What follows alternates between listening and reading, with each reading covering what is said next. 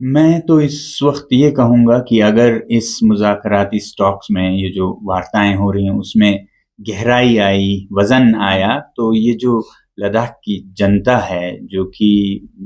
तुर्तुकथांग नुब्रा से लेकर ज़ांस्कर तक, डेमचोक, चुशुल, चांगथांग से लेके द्रास तक, जो सब लोगों ने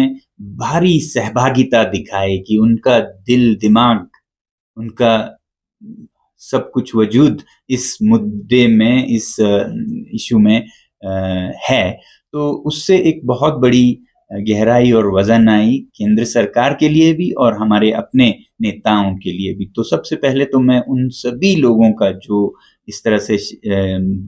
भागीदारी करते आए और बहुत उन्होंने प्रायश्चित किए। आप जैसे कह रहे हैं, मतलब कितने ही दिन तो भूखे रहे, काम-काज छोड़कर, अपने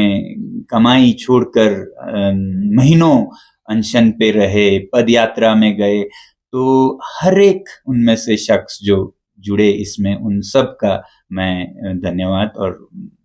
बधाई देना चाहूँगा, चाहे लेह से हो, कारगिल से हो। अ,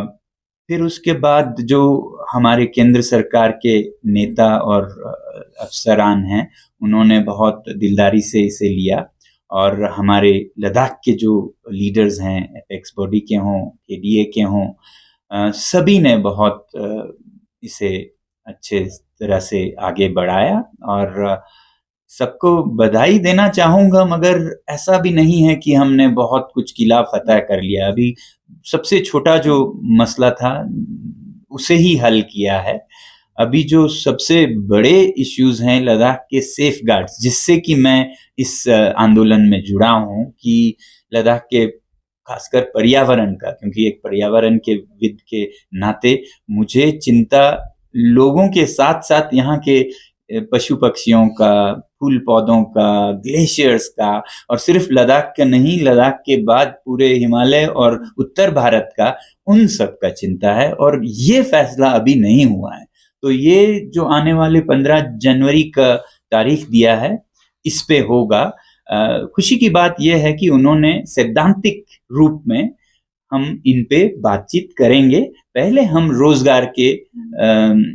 मसले को हल करेंगे, ऐसा उन्होंने कहा। यही हमारी उम्मीद भी थी, क्योंकि एक ही दिन में हर चीज़ तो हल नहीं होगा, मगर जिस दिलदारी से उन्होंने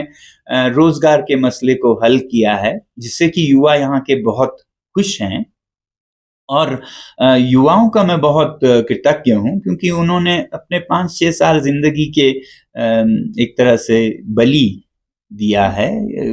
वरना वो बेहाल होते, बहुत बेचैन होते, तो लीडर्स के लिए भी बहुत मुश्किल होता। तो उन्होंने सब्र करके, इतने धीरज से, इतने सालों तक अपने बलिदान दिया है, तो वो बहुत बड़ी बात है। इन्हीं चीज़ों के वजह से आज इस बातचीत में गहराई आई है। तो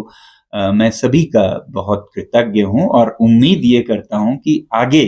जो संरक्षण की बातें हैं, वो भी इसी तरह हो और फिर लोकतंत्र की बहाली की, वो भी, क्योंकि यही 2 मुद्दे सबसे बड़े हैं। मगर पहला कदम था, वो बहुत अच्छा कदम था।